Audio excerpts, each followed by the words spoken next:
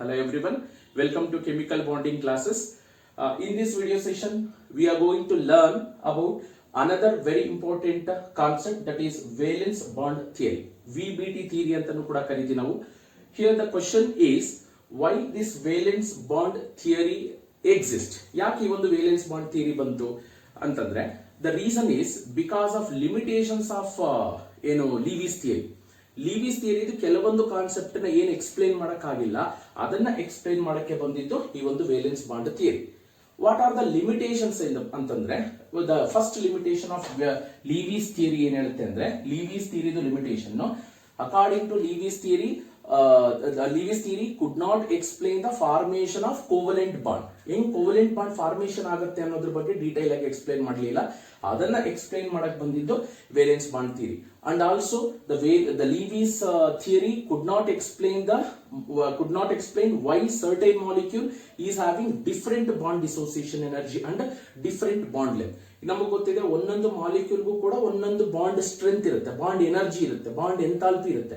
Hydrogen ಮಧ್ಯೆ ಇರ್ತಕ್ಕಂಥ bond enthalpy ಬೇರೆ, ಕ್ಲೋರಿನ್ಗೆ ಬಾಂಡ್ ಎಂಥಾಲ್ಪಿ ಬೇರೆ, ಅಯೋಡಿನ್ಗೆ ಬೇರೆ ಎಂಥಾಲ್ಪಿ, ಆಕ್ಸಿಜನ್ಗೆ ಬಾಂಡ್ ಎಂಥಾಲ್ಪಿ ಬೇರೆ. ಅದೇ ತರ ಬಾಂಡ್ ಲೆಂತ್ಸ್ ಕೂಡ ಏನಾಗ್ತಾ ಬರುತ್ತೆ, ವೇರಿ ಆಗ್ತಾ ಬರುತ್ತೆ. According to Lewis theory could not explain the formation of covalent bond, and also that theory could not explain why several molecules are having different bond enthalpy and different bond length ಅನ್ನೋದನ್ನ explain ಮಾಡಲಿಲ್ಲ. To explain those concepts, the valence bond theory was introduced. Actually, valence bond theory was developed by the scientist called Hitler and London in the year 1927. 1927 ಅಲ್ಲಿ valence bond theory ಅಂತಕ್ಕಂಥ ಒಂದು concept ಅನ್ನ develop ಮಾಡಿದ್ಯಾರು, Heitler ಮತ್ತೆ London ಅಂತಕ್ಕಂಥ ಒಬ್ಬ scientist, ಇಬ್ರು scientist in the year 1927. Later on the scientist called Pauling valence bond ಥಿಯರಿನ ಡೆವಲಪ್ ಮಾಡ್ತಾರೆ. ಜಸ್ಟ್ ಇವರು ಇಂಟ್ರೊಡ್ಯೂಸ್ ಮಾಡ್ತಾರೆ, ಅದರ ಬಗ್ಗೆ ಡೀಟೇಲ್ ಆಗಿ ಸ್ಟಡಿ ಮಾಡ್ತಕ್ಕಂಥದ್ದು ಪೌಲಿಂಗ್. ಅಲ್ಲಿಗೆ ವೇಲೆನ್ಸ್ ಬಾಂಡ್ ಥಿಯರಿನ ಇಂಟ್ರೊಡ್ಯೂಸ್ ಮಾಡಿದ್ರು. ಓಕೆ, ವೇಲೆನ್ಸ್ ಬಾಂಡ್ ಥಿಯರಿಯಿಂದ ಏನೆಲ್ಲ ಕಾನ್ಸೆಪ್ಟ್ ನಮಗೆ ಗೊತ್ತಾಗುತ್ತೆ ಅನ್ನೋದನ್ನ ನೋಡ್ತಾ ಬರೋಣ. According to valence bond theory, this valence bond theory can satisfactorily explain the formation of covalent bond. ಯಾವ ತರ ಕೋವಲೆಂಟ್ ಬಾಂಡ್ ಫಾರ್ಮೇಶನ್ ಆಗುತ್ತೆ, what are the conditions are necessary to form covalent bond. ಯಾಕಂದ್ರೆ ಎಲ್ಲಾ ಎಲಿಮೆಂಟ್ಸ್ ಕೋವಲೆಂಟ್ ಬಾಂಡ್ ಅನ್ನ formation ಮಾಡ್ಕೊಳ್ಳೋದಿಲ್ಲ ಅಲ್ವಾ, ಅದಕ್ಕೆ ನೋಡ್ತಾ ಬರೋಣ what are the postulates of valence bond theory. Under that first postulate ಏನ್ ಹೇಳ್ತಾರಪ್ಪ ಅಂತಂದ್ರೆ, according to valence bond theory, a covalent bond is formed when off-field atomic orbitals of one atom overlap with off-field atomic orbital of another atom is called covalent bond. ಅಂದ್ರೆ valence bond theory ಪ್ರಕಾರ covalent bond ಹೆಂಗ್ formation ಆಗುತ್ತೆ ಅಂದ್ರೆ, ಎರಡು atoms combine ಆಗ್ಬೇಕಾದ್ರೆ ಈ atom ಅಲ್ಲಿ ಇರ್ತಕ್ಕಂಥ ಆಫ್ ಫೀಲ್ಡ್ ಆರ್ಬಿಟಲ್, ಇದರಲ್ಲಿರ್ತಕ್ಕಂಥ ಆಫ್ ಫೀಲ್ಡ್ ಆರ್ಬಿಟಲ್ ಎರಡು ಓವರ್ಲ್ಯಾಪ್ ಆದಾಗ ನಮಗೆ ಕೋವಲೆಂಟ್ ಬಾಂಡ್ ಫಾರ್ಮೇಶನ್ ಆಗುತ್ತೆ ಅಂತ ಹೇಳುತ್ತೆ. According to valence bond theory, a covalent bond is form when half filled orbital of one atom overlap with off field orbital of another atom. What is the meaning of off field orbital? I will take one example. Let us take formation of hydrogen molecule as an example. H2 molecule anna tagondo. What is the electronic configuration of hydrogen? 1s1. Here also 1s1. 1s1 means this is atomic orbital, this is a nucleus, and this is another atomic orbital of hydrogen. This is nucleus. This is a probability of finding the electron in hydrogen. And this atomic orbital of one hydrogen atom overlap with atomic orbital of another hydrogen atom to form a covalent bond anta helutte. This is nuclear. This is overlapping concept. How the atomic orbitals are overlap? Usually ಏನಪ್ಪ ಅಂತಂದ್ರೆ mutual sharing of electron between the bonded atoms ಅನ್ನ covalent bond ಅಂತ ಕರೆದಿದ್ವಿ.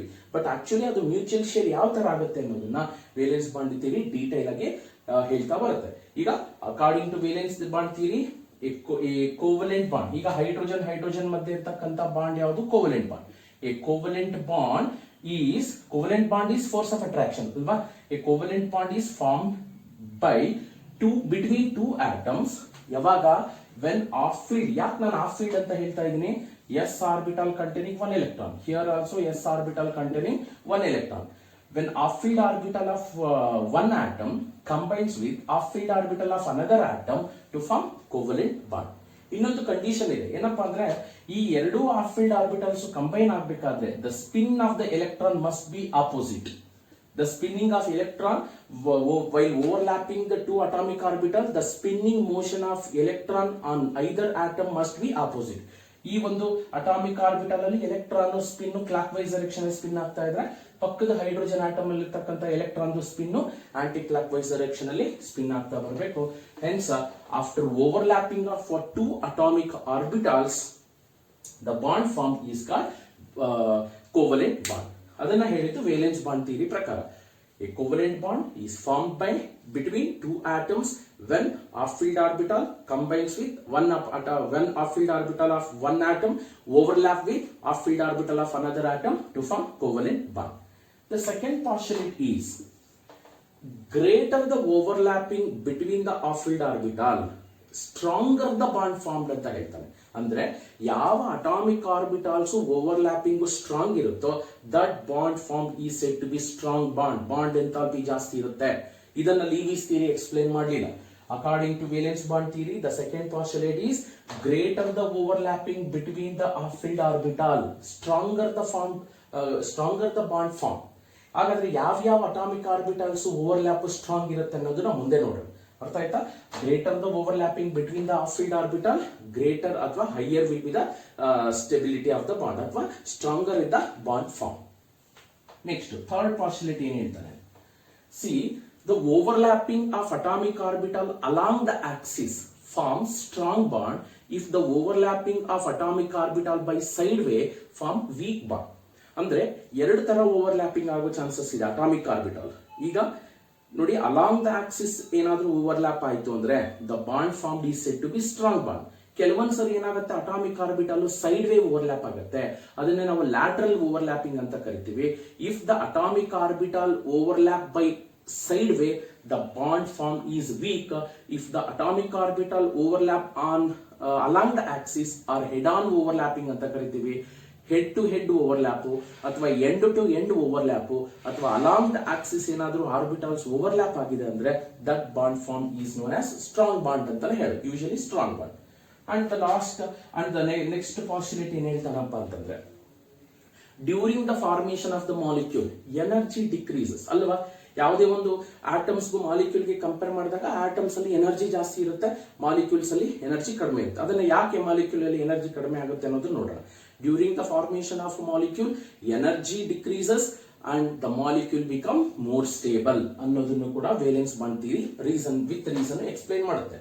And the next postulate and the last postulate is the number of covalent bond formed is equal to number of half-filled orbital. ಈಗ for example hydrogen ಅಲ್ಲಿ ತಗೊಳ್ಳಿ. Hydrogen ಅಲ್ಲಿ ಎಷ್ಟು half-filled orbital ಇದೆ? 1 ಇದೆ. half-filled orbital is nothing but if the orbital containing 1 electron. Hence hydrogen containing only one half-filled orbital, hence only one covalent bond exists. If you take oxygen as an example, oxygen atomic number is 8, electronic configuration 1s2 2s2 2p4. Valence electronic configuration is 2s2 2p4, 2s orbital containing 2 electron, 2p orbital containing 4 electron, 1 2 3 4. Here oxygen containing total 6 electron. Out of 6 electron, 2 electrons are paired. These paired electrons are not involved in the overlapping of atomic orbital. Only the half-filled orbital. How many half-filled orbitals are present in one oxygen atom? 2. Hence oxygen atom always form two covalent bond. For example, water molecule na ತಗೊಳ್ಳಿ. Water molecule ಅಲ್ಲಿ oxygen ಗೆ 2 bond ಇದೆ. ಅಥವಾ oxygen example ತಗೊಳ್ಳಿ, oxygen ಗೆ ಎಷ್ಟು bonds ಇರುತ್ತೆ? ಇಲ್ಲಿ 2 ಬಾಂಡ್ಸ್ ಬರುತ್ತೆ. ಯಾಕೆ ಅನ್ನೋದನ್ನ ನೆಕ್ಸ್ಟ್ ಕ್ಲಾಸ್ ಅಲ್ಲಿ ನೋಡೋಣ. ಅರ್ಥ ಆಯ್ತಾ? ಹಾಗಾದ್ರೆ ಇಲ್ಲಿ the number of covalent bond form is equal to number of half-filled orbital. ಅರ್ಥ ಆಯ್ತಾ? ಈಗ ಯಾಕೆ ಹೀಲಿಯಂ ಯಾಕೆ ಎಕ್ಸಿಸ್ಟ್ ಆಗೋದಿಲ್ಲ ಅಂತಂದ್ರೆ, helium atomic number is 2, electronic configuration is 1s2, s orbital containing 2 electron, they are completely filled, there is no half-filled orbital. If the atom is having no half-filled orbital means that is not having tendency to form covalent bond. These are the some postulates of valence bond theory. Clear? According to valence bond theory, a covalent bond is formed when half-filled orbital of one atom overlap with half-filled orbital of another atom. Second postulate is greater the overlapping between the half-filled orbital in a molecule, stronger the bond form. The third postulate is if the atomic orbital overlapping along the axis, ನೋಡಿ ಈ ತರ for example P orbital ನೋಡಿ third one ನಾನು ಇಲ್ಲಿ explain ಮಾಡ್ತಾ ಇದ್ದೀನಿ. If the orbital is overlapping along the axis is strong compared to overlapping by sideway. For example ನೋಡಿ ಇದು ಪಿ ಆರ್ಬಿಟಲ್ ಡಂಬಲ್ ಶೇಪ್ ಇದೆ ಪಿ ಆರ್ಬಿಟಲ್, ಇಲ್ಲಿ ಏನಾಗ್ತಾ ಇದೆ ಅಲಾಂಗ್ ದ ಆಕ್ಸಿಸ್ ಓವರ್ಲ್ಯಾಪ್ ಆಗ್ತಾ ಇದೆ, ಬಟ್ ಇಲ್ಲಿ ಏನಾಗಿದೆ ಸೈಡ್ ವೇ ಓವರ್ಲ್ಯಾಪ್ ಆಗಿದೆ. This is also called it as lateral overlapping. ನೋಡಿ ಎರಡು ತರ ಓವರ್ಲ್ಯಾಪಿಂಗ್ ಆಗುತ್ತೆ ಅಟಾಮಿಕ್ ಆರ್ಬಿಟಲ್ಸ್. ಎಸ್ ಆರ್ಬಿಟಲ್ ಇದ್ದಾಗ ಒಂದೇ ಬಿಡಿ, ಯಾಕಂದ್ರೆ ಎಸ್ ಆರ್ಬಿಟಲ್ ಗೆ ಓರಿಯಂಟೇಷನ್ ಇವನ್ನು ಅಲಾಂಗ್ ದ ಆಕ್ಸಿಸ್ ಓವರ್ಲ್ಯಾಪ್ ಆಗಬೇಕು. ಬಟ್ ಪಿ ಆರ್ಬಿಟಲ್ ಗೆ 3 ಓರಿಯಂಟೇಷನ್ಸ್ ಇದೆ, p x, p y, p z. ಯಾವ atomic orbital along the axis ಇರುತ್ತೋ ಅದು ಸ್ಟ್ರಾಂಗ್ ಬಾಂಡ್ ಅನ್ನು ಕೊಡುತ್ತೆ. ಸೈಡ್ ವೇ ಇರ್ತಕ್ಕಂಥ ಆರ್ಬಿಟಲ್ಸ್ ಸ್ಟ್ರಾಂಗ್ ಆಗಿ ಓವರ್ಲ್ಯಾಪ್ ಆಗಲ್ಲ. Hence greater the overlapping between the atomic orbitals, stronger the bond form. However, greater the overlapping takes place when two atomic orbital overlap along the axis is strong compared to overlapping of atomic orbital by sideway. And the fourth postulate is during the formation of molecule, energy of the molecule decreases, hence the molecule becomes more stable. And the last one is the number of covalent bond form is exactly equal to number of half-filled orbital.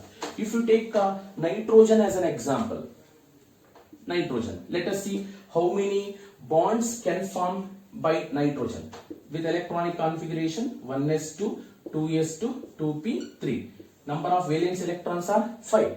All the 5 electrons are not taking place in the bond formation. Only the half-filled orbitals are involved in the overlapping. Let us see how many half-filled orbitals are there.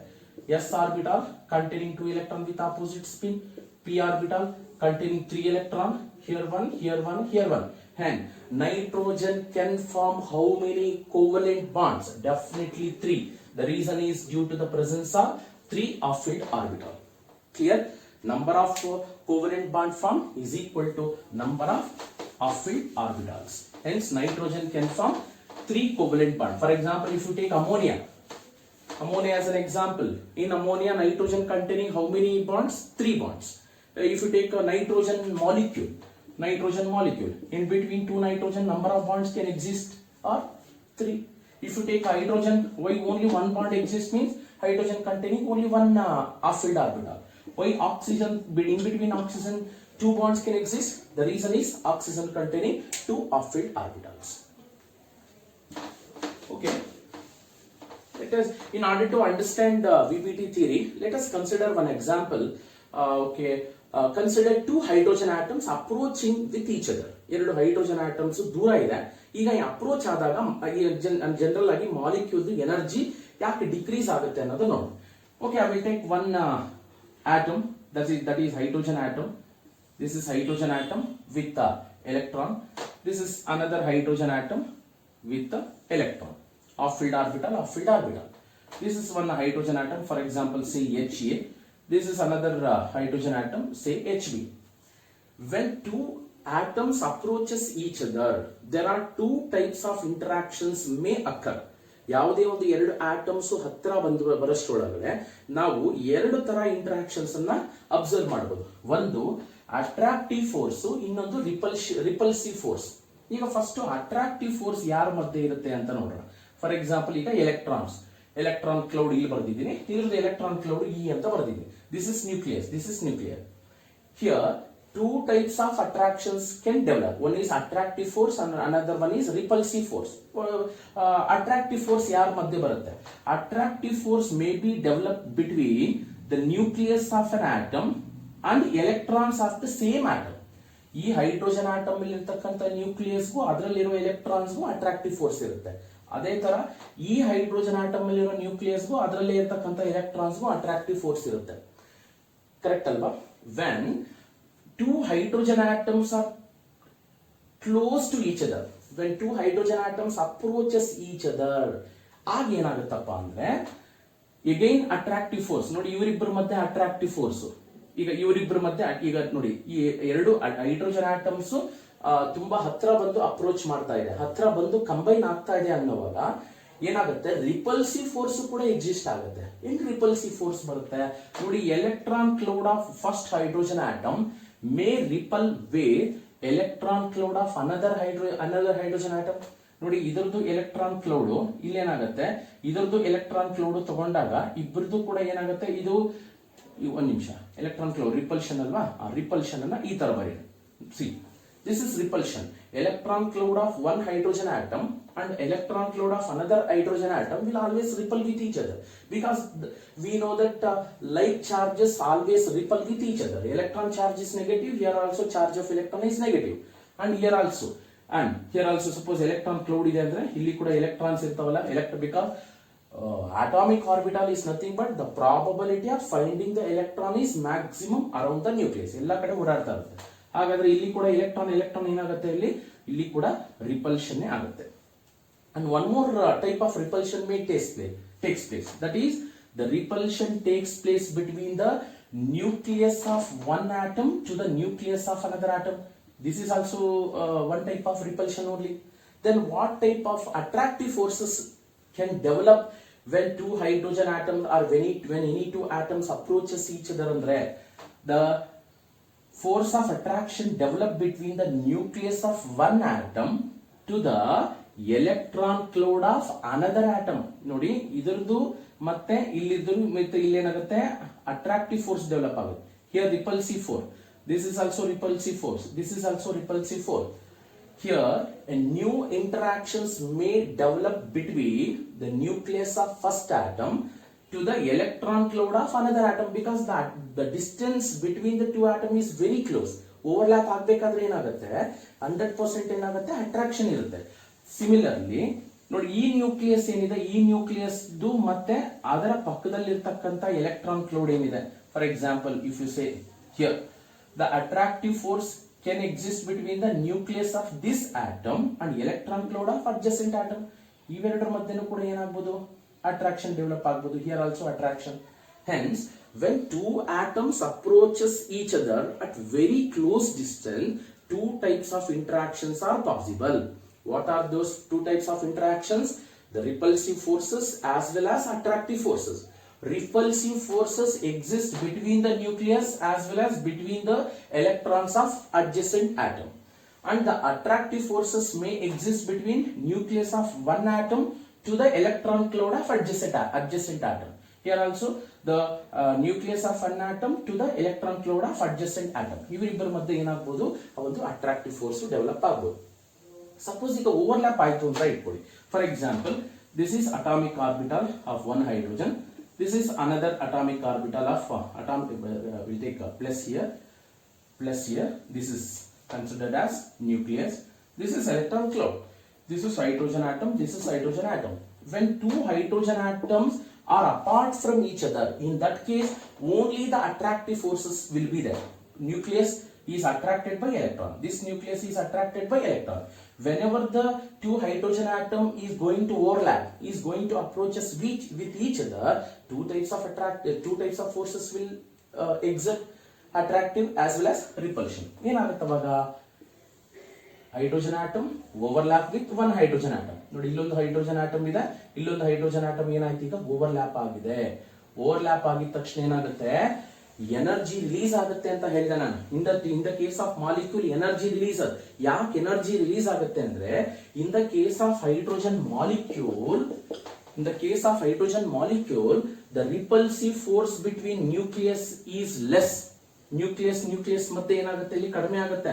ಆಮೇಲೆ the electron density is more between the nucleus.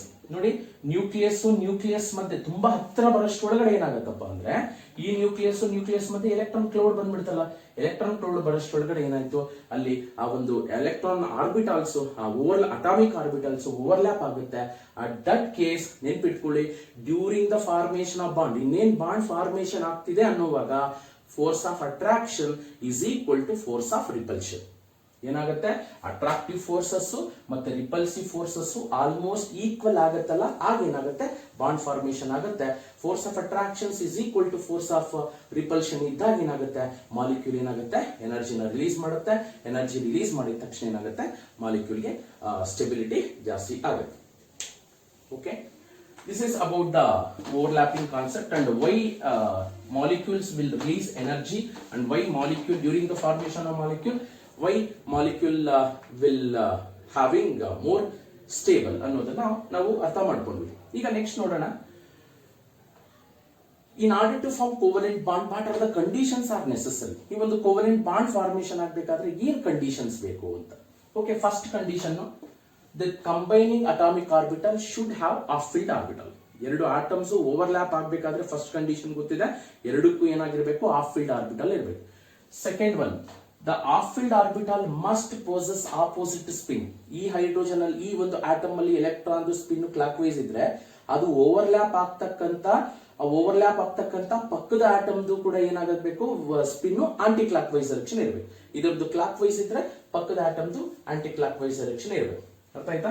Hence, the combining atomic orbital should have half-filled orbital and those half-filled orbital should have opposite spin, and the combining atomic orbital should have proper orientation and same phase same ಇರಬೇಕು, proper orientation ಇರಬೇಕು. ಈಗ proper orientation ಅಂದ್ರೆ, ಈಗ for example ನೋಡಿ, ನಾನು positive overlap ಬಗ್ಗೆ ಹೇಳ್ತಾ ಇದ್ದೀನಿ.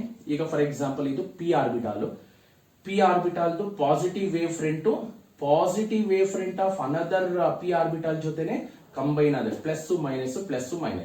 This leads to the formation of stable bond. Sir, what does plus and minus represent? We know that in an atomic orbital, ನಮಗೆ ಸ್ಟ್ರಕ್ಚರ್ ಆಫ್ ಆಟಮ್ ಅಲ್ಲಿ ನಾವು ಡಿಸ್ಕಸ್ ಮಾಡಿದೀವಿ. ಏನಪ್ಪಾ ಅಂತಂದ್ರೆ, ಆಟಮ್ಸ್ ಅಲ್ಲಿ ಇರ್ತಕ್ಕಂತ ಎಲೆಕ್ಟ್ರಾನ್ಸ್ ಗೆ ಡ್ಯುಯಲ್ ನೇಚರ್ ಇದೆ, both particle as well as wave nature. ಅಲ್ಲಿಗೆ ಎಲೆಕ್ಟ್ರಾನ್ ಗೆ ವೇವ್ ನೇಚರ್ ಇದೆ ಅಂದ್ಮೇಲೆ, ಎಲೆಕ್ಟ್ರಾನ್ ಏನ್ ಈ ಒಂದು ನ್ಯೂಕ್ಲಿಯಸ್ ಸುತ್ತಾ ಇದೆ, ವೇವ್ ನೇಚರ್ ಇದೆ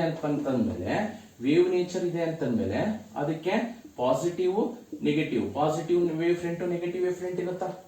ಅಲ್ಲಿಗೆ ಇದು ಕ್ರಸ್ಟ್ ಟ್ರಫ್ ಇರುತ್ತೆ. ಈಗ ಒಂದು ಆಟಮ್ ಅಲ್ಲಿ ಇರ್ತಕ್ಕಂತ ಕ್ರಸ್ಟ್ ಇನ್ನೊಂದು ಆಟಮ್ ಅಲ್ಲಿ ಇರ್ತಕ್ಕಂತ ಕ್ರಸ್ಟ್ ಕಂಬೈನ್ ಆಗಬೇಕು, ಟ್ರಫ್ ಕಂಬೈನ್ ಆಗಬೇಕು. ಗೊತ್ತಿದೆ, maximum, this is minimum. Okay, positive wave front of one atomic orbital overlap with positive atomic orbital of another positive wave front of another atomic orbital. Okay, ಇದು positive ಅಥವಾ ಎರಡು ಕೂಡ sign same ಇರಬೇಕು. ಈಗ ಈ ಕಡೆ ಪಾಸಿಟಿವ್ ಈ ಕಡೆ ನೆಗೆಟಿವ್ ಇದ್ದಾಗ ಏನ್ ಬರಬೇಕು, ಇಲ್ಲಿ ನೆಗೆಟಿವ್ ಇಲ್ಲಿ ಪಾಸಿಟಿವ್ ಇರಬೇಕು. This leads to the correct overlapping. ಅಂದ್ರೆ ಏನ್ ಹೇಳಿದೆ, ಓರಿಯಂಟೇಷನ್ ಕರೆಕ್ಟ್ ಆಗಿರ್ಬೇಕು. ಈಗ ಈ ಕಡೆಯಿಂದ ಪಿ ಆರ್ಬಿಟಲ್ ಹೋಗ್ತಾ ಇದೆ, ಇನ್ನೊಂದು ಪಿ ಆರ್ಬಿಟಲ್ ಓವರ್ಲ್ಯಾಪ್ ಬರಬೇಕು ಅಂದ್ರೆ ಕರೆಕ್ಟ್ ಆಗಿ ಓರಿಯಂಟೇಷನ್ ಇಲ್ಲ ಅಂದ್ರೆ ಓವರ್ಲ್ಯಾಪ್ ಆಗುತ್ತೆ. ಓರಿಯಂಟೇಷನ್ ಅಂದ್ರೆ ಡೈರೆಕ್ಷನ್. ಎರಡೂ ಹಾಫ್-ಫೀಲ್ಡ್ ಆರ್ಬಿಟಲ್ ಡೈರೆಕ್ಷನ್ ಕರೆಕ್ಟ್ ಆಗಿರಬೇಕು. ಎರಡು ಕಂಬೈನಿಂಗ್ ಅಟಾಮಿಕ್ ಆರ್ಬಿಟಲ್ದು ಫೇಸ್ ಸೇಮ್ ಇರಬೇಕು, ಸೇಮ್ ಫೇಸ್ ಅಂದ್ರೆ ಚಾರ್ಜ್ ಅಂತಾನೆ ಇಟ್ಕೊಳ್ಳಿ. ಅಥವಾ ಪಾಸಿಟಿವ್ ವೇವ್ ಫ್ರಂಟ್, ಈಗ ತಾನ ಹೇಳದ್ನಲ್ಲ, ಈಗ ಜಸ್ಟ್ ಅಸ್ಯೂಮ್ ಮಾಡ್ಕೊಳ್ಳಿ, ಎರಡು ಅಟಾಮಿಕ್ ಆರ್ಬಿಟಲ್ಸ್ಗೆ ಅಲ್ಲಿ ಎಲೆಕ್ಟ್ರಾನ್ಸ್ಗೆ ವೇವ್ ನೇಚರ್ ಇದೆ. ಇದಕ್ಕೆ ಪಾಸಿಟಿವ್ ವೇವ್ ಫ್ರಂಟ್, ಇದು ಪಾಸಿಟಿವ್ ವೇವ್ ಫ್ರಂಟ್ ಕಂಬೈನ್ ಆದಾಗ ನಮಗೆ ಕರೆಕ್ಟ್ ಓವರ್ಲ್ಯಾಪ್ ಆಗುತ್ತೆ. ಈ ಅಟಾಮಿಕ್ ಆರ್ಬಿಟಲ್ ಅಲ್ಲಿ ಇರ್ತಕ್ಕಂಥ ಪಾಸಿಟಿವ್ ವೇವ್ ಫ್ರಂಟ್ ಪಕ್ಕದ ಅಟಾಮಿಕ್ ಆರ್ಬಿಟಲ್ ಅಲ್ಲಿ ಇರ್ತಕ್ಕಂಥ ನೆಗೆಟಿವ್ ವೇವ್ ಫ್ರಂಟ್ ಕಂಬೈನ್ ಆದ್ರೆ it does not leads to the formation of bond. Similarly ಈಗ ಈವನ್ ನೋಡಿ, ಸಪೋಸ್ ಈಗ ನಾನು ಇದನ್ನ ಪಿ ಓವರ್ಲ್ಯಾಪಿಂಗ್ ಅಂತ ಕರಿತೀನಿ. P orbital of one atom overlap with P orbital of another atom. ಈಗ ಇಲ್ಲಿ again P overlapping, this is also. And one more, I will take one more example. This is sp overlapping. ತಗೊಂಡ, ಇದು positive wave front, ಇದು positive ಅಂತ ತಗೊಂಡಾಗ, see, this can also happen. p orbital, s orbital, sp overlapping. These are the correct way of overlapping the atomic orbital. Suppose opposite ಇದ್ರೆ sir, suppose ಈಗ for example ಇಲ್ಲಿ plus ಇದೆ, suppose ಈಗ negative wave front ಇದ್ದಾಗ it does not leads to the formation of bond. ಅಥವಾ orientation ಇಲ್ಲ ಅಂದಾಗ, for example ಇಲ್ಲಿ ಪ್ಲಸ್ ಇದೆ, ಸಪೋಸ್ ಇಲ್ಲಿ ಎಸ್ ಆರ್ಬಿಟಲ್ ಹಿಂಗ್ ಬರ್ತಾ ಇದೆ, ಪಿ ಆರ್ಬಿಟಲ್ ಡೈರೆಕ್ಷನ್ ಈ ತರ ಇದೆ, ಎಸ್ ಆರ್ಬಿಟಲ್ ಈ ತರ ಬರ್ತಾ ಇದೆ. Even this orbitals also does not leads to the formation of bond. ಅದೇ ತರ ಸೈಡ್ ವೇವ್ ಓವರ್ಲ್ಯಾಪ್ ಆದಾಗ, ಫಾರ್ ಎಕ್ಸಾಂಪಲ್ ನೋಡಿ, even this can also happen. Positive wave front, negative. Even this is also leads to the formation of stable covalent bond. Plus minus ಜೊತೆ combine ಆಗಲ್ಲ, plus minus ಜೊತೆ combine ಆಗಲ್ಲ. ಅರ್ಥ ಮಾಡ್ಕೊಳ್ಳಿ. Whenever the two atomic orbitals are going to overlap, in that case the orientation of atomic orbital must be proper and also having same phase of atomic orbital, same phase, plus plus minus minus. ಆ ತರ ಇದ್ದಾಗ overlap ಆಗುತ್ತೆ. That leads to the formation of covalent bond. Okay, here there are two types of covalent bonds. One is sigma bond, another one is a pi bond. In this video session I am going to explain only sigma bond. Total ಈಗ sigma bond ಹೆಂಗ್ formation ಆಗುತ್ತೆ ಅಂತ ನೋಡೋಣ. Sigma bond, how sigma bond is formed. There are two types of covalent bond. One is sigma bond and another one is pi bond. Just I will give one difference. What is the difference between sigma bond and pi bond? Sigma bond ಮತ್ತೆ pi bond ಗೆ difference ಏನು ಅಂತ ಹೇಳ್ತೀನಿ ನೋಡಿ. Sigma bond is just one difference ಹೇಳ್ತೀನಿ. Sigma bond is obtained when the half-filled atomic orbital of each atom overlap by sideway.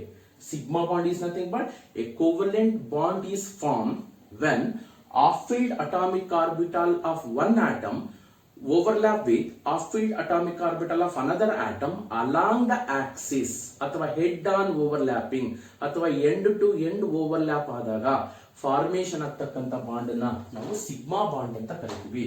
For example, this is P bond, p orbital, this is another p orbital, plus minus. This is overlapping along the axis takes place, hence this bond obtained is called sigma bond. Suppose if the covalent bond formed between the two atomic orbital, those atomic orbitals are going to overlap by sideway, or it is also called it as lateral overlapping. Just here also positive, negative wave front. ಗೊತ್ತಾಯ್ತಾ? Positive wave front combine ಆದಾಗ negative wave front combine ಆದಾಗ ಕೂಡ pi bond formation ಆಗುತ್ತೆ. But what is the difference here?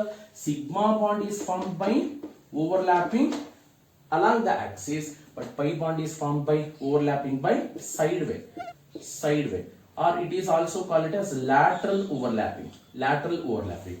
Axial overlapping is also called it as end to end overlap, ಅಥವಾ head on overlap ಅಂತ ಕೂಡ ಕರಿತೀವಿ. When any two atomic orbitals overlap by axial or end to end or head on overlap leads to the formation of sigma bond. When any atomic orbital overlap by sideway overlap ಆದಾಗ leads to the formation of pi bond. But compared to sigma bond and pi bond, which is strong bond? Always sigma bond is strong compared to pi bond, because sigma bond is formed by overlapping the atomic orbital along the axis. If two atomic orbital overlap by along the axis means the extent of overlapping is more. Hence the bond form is strong compared to pi bond, because pi bond is formed by lateral overlapping ಅಷ್ಟೊಂದು strong ಆಗಿ overlap ಆಗಲ್ಲ. ಅದರಿಂದ that is said to be weak bond. Okay, this is about today's concept. ಈಗ next ವಿಡಿಯೋದಲ್ಲಿ ಮತ್ತೆ ಅದನ್ನ concept ಅನ್ನ ಮತ್ತೆ ತಗೊಂಡು ವೇಲೆನ್ಸ್ ಬಾಂಡ್ ಥಿಯರಿ ಕಾನ್ಸೆಪ್ಟ್ ಅನ್ನ ತಗೊಂಡು ಈ ಸಿಗ್ಮಾ ಬಾಂಡ್ ಈಗ ಎಕ್ಸಾಂಪಲ್ಸ್ ಮತ್ತೆ ಪೈ ಬಾಂಡ್ ಗೆ ಎಕ್ಸಾಂಪಲ್ಸ್ ಅನ್ನ ನೆಕ್ಸ್ಟ್ ವಿಡಿಯೋದಲ್ಲಿ ನೋಡೋಣ. This is about today's topic. Okay, next continue ಮಾಡಿ. Thank you for